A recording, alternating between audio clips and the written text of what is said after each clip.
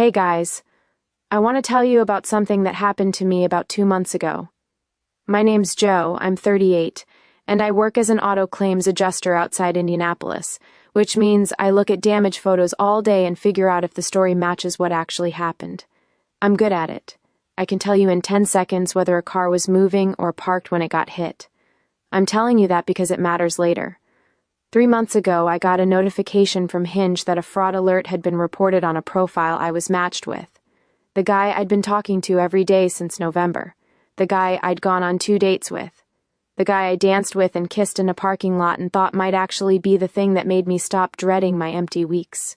His profile had been flagged because other women had reported him, and I almost talked myself out of believing it. I should back up. I grew up in Greenfield, Indiana, small town east of Indianapolis. My parents are still there, still married, still in the same house. I ended up in insurance because a family friend got me an interview, and I turned out to be good at the thing they needed, looking at a situation and figuring out what actually happened versus what someone says happened. I got married at 26 to a guy named Todd. We had 2 kids, Mia and Lucas, and we were married for 9 years, and then we weren't. It wasn't a disaster, it was just this slow thing where you wake up one morning and realize you've been roommates for 2 years and neither of you said anything about it. We split custody, week on, week off. Todd's a decent guy, he drops them off on time. I don't have a bad thing to say about him. After the divorce, I gave myself a year before I got on the apps. And then I spent another year on them before Connor. It was the usual grind. I was tired of it, but I wasn't done yet. I still wanted to believe there was someone out there who would show up and actually be who they said they were. That's where I was when Connor matched with me on Hinge in November. His profile was good. Not too polished, not too casual. 3 photos that looked like a real person took them. One of him on a porch with a beer, one where he was laughing at something off camera, one from what looked like a hiking trail. His prompt answer was about a book I'd actually read. Not one of the obvious ones everybody puts down, a real book that I'd picked up at a used bookstore 2 years ago and never met another person who'd read it. I swiped because he looked like a normal person who reads. We started talking and it was easy in a way that dating app conversations almost never are. He said his name was Connor, he was 41, he was an architect, and he lived in Columbus, about an hour and a half east. He asked good questions, not the interview kind where someone's running through a checklist, but the kind where you can tell they're actually listening to your answer, and the next question comes from what you just said. I asked to FaceTime maybe the second week because I know you should see someone's face before you invest too much. He said his phone camera had been glitchy since an update and he'd been meaning to get it looked at. Which isn't a crazy thing to say. I didn't realize it yet, but that was the first lie I let pass. A few weeks later I brought it up again and he tried, and the call connected, but the video was this frozen, pixelated frame and he said, "See, this is what I mean." And we just talked on audio and honestly, it was nice. His voice was warm, he laughed easily. He asked me about my kids and didn't do that thing some guys do where they act interested for 30 seconds and then change the subject. He asked their names. He remembered their names the next time. By December we were talking, every day. First thing in the morning, last thing at night. I'd be at my desk reviewing a claim file, and my phone would buzz, and I'd see his name, and I'd feel this little thing in my chest that I hadn't felt in a long time. I told him about the divorce one night in January. Not the surface version I give people, the real one. How I'd watch Mia and Lucas at Todd's house on his weeks, and I'd drive home and sit in the car in the driveway for 10 minutes before going inside because the quiet hit different when you weren't expecting it. I'd given this man the realest version of myself I'd given anyone since the divorce. That's not something I do lightly. We had our first date in late January. He drove up from Columbus, and we met at this Italian place in Broad Ripple that I like because it's small and not loud and you can actually hear the other person. He looked like his photos. That was the first thing I noticed and the first thing that made me relax because I've shown up to enough dates where the guy looks 15 years older than his profile. Connor looked like Connor. Same face, same build, same slightly messy hair. He was wearing a blue button-down with the sleeves rolled up, and he stood up when I walked in and hugged me, and it felt natural. Just a person who was glad to see me. We talked for 2 hours. The conversation flowed the same way it did on the phone, but better because I could see his face, and he had this thing where he'd lean forward when I was saying something he was really listening to, like he was trying to get closer to the words. After dinner we walked down the street and there was a bar with a guy playing guitar, and we went in and had a drink and he asked me to dance. I hadn't danced with anyone in probably 4 years. We danced to something slow and his hand was on the small of my back and I remember thinking, this is what it's supposed to feel like. He kissed me in the parking lot. I kissed him back. It was cold out and I could see our breath and he put his hands on my face and kissed me again and I drove home with the heat on and the windows down because I wanted the cold air on my face so I knew I was awake. I called my sister Corinne when I got home. She's 4 years older than me, works in hospital administration, and she's the person I call when something happens that I need to say out loud before I can believe it. I told her everything and she said, "Oh, Joe," in this voice that was happy and scared at the same time, because she'd watched me go through the divorce and she wanted this to be real as much as I did. The second date was 3 weeks later, a Saturday night. The kids were at Todd's. Connor drove up again and we went to dinner and then to a club downtown. We danced. Not the slow, careful kind from the first date, the real kind. We drank and we laughed and he pulled me close on the dance floor and I let him. And I am not embarrassed to tell you that because I hadn't felt wanted like that in years and it was like oxygen after holding your breath for a long time. He drove back to Columbus that night. I went home and lay on my bed and stared at the ceiling and thought about what it would look like to let this person into my life for real. Not just dates, my kids, my weird work schedule, my empty weeks. I was starting to build a future around this man. That should have been the part where I slowed down. It wasn't. That's where I was when my phone buzzed during lunch on a Tuesday in late February. I was at my desk eating a salad, scrolling through emails. A notification from Hinge. I opened it and it said that a fraud alert had been reported on a profile I was matched with. Connor's profile. My hands went cold. If you've ever had that feeling where your body understands something before your brain catches up, that's what happened. My fingers were tingling and I hadn't even processed what I'd read yet. My first thought, and I'm being honest because I think this is important, was that an ex reported him. That happens. Or maybe it was a system error, maybe someone who looked like him got mixed up. I had 6 explanations in under 10 seconds, and every single one of them ended with, "It's probably nothing." But here's the thing. I sit at that desk every day and I read claims from people who have 6 explanations for why the damage doesn't match the story. And I know what that sounds like. I know what it looks like when someone is explaining something away because the truth is too expensive to accept. I was doing it. Right there at my desk. I was doing the exact thing I catch other people doing. I screenshotted the notification. I put my phone face down. I didn't text Connor about it. I sat with it for the rest of the afternoon. That night I started paying attention to something I'd noticed before but never thought about. Connor always went dark at the same time, every night. 10:15. Like a switch. Mid-conversation, mid-thought, mid-sentence sometimes. He'd just stop. And then he'd be back in the morning at 6:45 like nothing happened. I'd mentioned it once early on and he said he was a heavy sleeper, and he put his phone on the charger across the room so he wouldn't scroll in bed. Which is a reasonable thing to say. But after the fraud alert, I started logging it. Every night for 2 weeks in my notes app. 10:15, gone. 6:45, back. The pattern was perfect. Not approximately 10:15, not around 10:15. 10:15 every single night. On weeknights and weekends. On nights he said he was out with friends.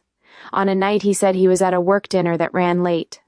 10:15, that's not a heavy sleeper. That's a married man putting his phone away when his wife comes to bed.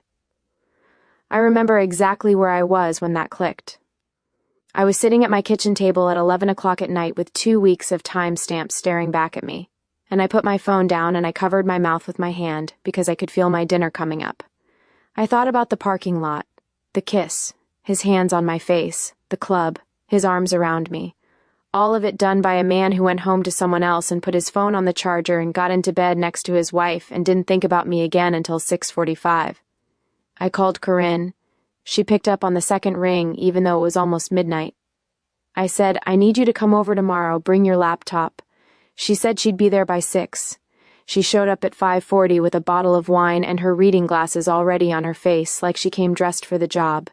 She set her laptop on my kitchen table before I finished saying hello and said, "Okay, tell me." I told her everything, the fraud alert, the 10:15 shutoff, the 2 weeks of timestamps, what I thought it meant. Corinne listened without interrupting, and when I was done she started to say something and stopped herself. I could see it. She was going to say, "Maybe you should just delete the app and move on." She got halfway through the sentence and caught it and said, "No, you're right. Let's figure out who this actually is. She opened her laptop and said, "Start from the beginning. What do we actually know about him?" We went through everything. His name, Connor Hayes. His age, 41. His job, architect. His city, Columbus. We searched for Connor Hayes, architect, Columbus, Ohio. Nothing. No LinkedIn, no firm website, no state licensing board record. Architects are licensed professionals. They show up in databases. If a 41-year-old architect named Connor Hayes had been practicing in Columbus, Ohio, he would exist somewhere online. He didn't exist anywhere. Corinne looked at me over her reading glasses and said, "So the name is fake." I said, "The name is fake," she said, "but you've seen his face." I said, "I've kissed his face." She was quiet for a second. Then she said, "Okay. So we know what he looks like. We just don't know who he is." That was the moment it changed. I stopped asking, "How do I save this?" and started asking, "How do I find this person?" 3 days later, Hinge emailed me. I'd filed my own fraud report after the timestamps confirmed what I already knew, and the app safety team got back to me. They said they'd received multiple reports on the account. They said the account had been suspended. And they said that another user who had reported the same profile had consented to have her contact information shared with me. Her name was Megan. I called her that night. She picked up and the first thing she said was, "So you met him too?" My stomach dropped, because that sentence meant everything I was afraid of was true, and it also meant I wasn't the only one, and I didn't know which of those things to feel first. Megan was 42. She lived in Dayton, about an hour west of Columbus. Same radius as me, but the other direction. She'd matched with the same profile in September, 2 months before I did. Different name. He told her his name was Drew. Same photos. Same face. Same man. She said they talked for 2.5 months. She said he was an architect in Columbus. She said his camera never worked for video calls. She said he drove to Dayton, and they went on 3 dates. She said he was charming and warm, and he leaned forward when she was talking. She said he kissed her on the second date. I had to put the phone down for a second when she said that. I set it on the counter and pressed both palms flat on the surface and breathed through my nose because the room had gone tilted, and I needed something solid under my hands. Then I picked it back up. Megan said she pushed for more after the 3rd date. She wanted to see him on a weekend. She wanted to meet his friends. She wanted to visit him in Columbus. And the moment she started pushing, he pulled back. The texts got shorter. The calls got less frequent. And then one morning she woke up, and his profile was gone. Phone number disconnected. Every message thread wiped, like he'd never existed. She said, "I thought it was just me. I spent 2 weeks going over everything I'd said, trying to figure out what I did." I said, "You didn't do anything wrong." We compared notes for over an hour. The book reference, same book, the 10:15 shutoff, she'd noticed it too. The same escalation pattern. Emotional depth first, physical contact second, vanishing when the woman wanted more. She described the way he danced, and it was the same. She described the way he kissed, and it was the same. This was not a man who made a mistake. This was someone running a system. Different names, same face, same playbook, same exit protocol. He'd done it to Megan, and then he'd done it to me, and the overlap meant he was probably doing it to someone right now. I called Corinne the next morning. I said, "We need to find out who he really is." She came over that night, and this time she didn't bring wine. She brought coffee. She sat down at my kitchen table and opened her laptop and said, "Let's go." We had his face from the Hinge photos and from my memory and Megan's. Corinne ran the clearest profile photo through a facial recognition search tool, one of those services that matches faces against public social media profiles. She got a hit, a LinkedIn profile for a man named Renner, project manager at a logistics company in Westerville, a suburb on the north side of Columbus. The LinkedIn photo was a professional headshot. Same face, different haircut, wearing a tie. Same jaw, same eyes. The man I danced with and kissed in a parking lot was named Renner, and he managed shipping routes for a living. I looked at the photo on the screen and my chest got tight. Because there he was, the real him. Not Connor, not Drew, Greg. A man in a tie in front of a gray background who looked like exactly what he was. Someone with a job and a commute and a life that had nothing to do with architecture. And I'm the person who can tell you in 10 seconds when someone's lying about a fender bender, and this man sat across from me at dinner and lied about his entire life and I didn't see it. I kissed him, I danced with him. I stared at my ceiling, planning a future with him. I feel like a fool saying that out loud, and I'm saying it anyway because I think someone needs to. Corinne clicked through to Facebook. His profile was mostly private, but his wife's wasn't. Her name was Stephanie. She had 2 kids, younger than mine, maybe 5 and 7. She posted photos of family dinners and school events and a vacation to the Outer Banks from last summer. In one photo, Greg was sitting on a beach with a kid on each knee, squinting into the sun, looking like a normal dad on a normal vacation. Corinne turned the laptop toward me and said, "Is that him?" I said, "That's him." She said, "So what do you want to do?" I said, "I want to send him everything I know, and then I want to make sure other women know about this." Corinne said, "And Stephanie?" I looked at the photos on the screen, the beach, the kids. I said, "She deserves to know." Corinne said, "Yeah, she does. I didn't do it that night. I spent 2 days putting it together. I sat at my kitchen table after the kids were asleep, and I built a file. The fraud alert screenshot, the 2 weeks of 10-15 timestamps, the Hinge safety team email confirming multiple reports. Megan's account, she gave me permission to share it, my own account.